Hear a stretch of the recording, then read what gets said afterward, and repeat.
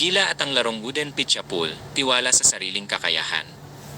Kapag ang malaking ibon na tulad ng agila ay dumapo sa isang sanga, hindi ito takot na mabali ang sanga.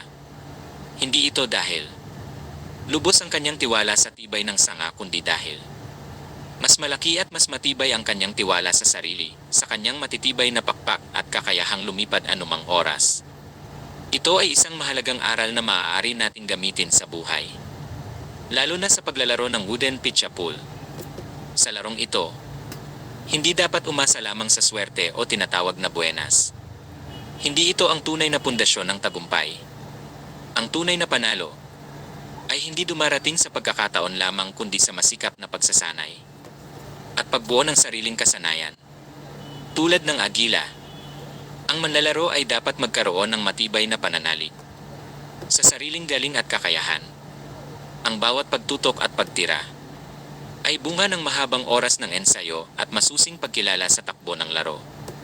Mahalaga rin ang pagiging nakatuon at malayo sa mga nakakaabala.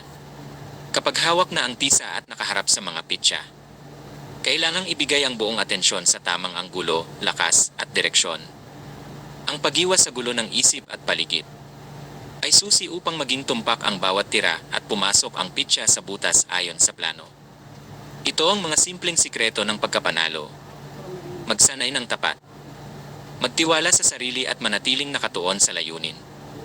Kung paanong ang agila ay hindi natatakot, kahit mahina ang kanyang tinutungtungan dahil alam niyang kaya niyang lumipad, ganito rin ang dapat maging pananaw sa paglalaro ng wooden pitcha pool.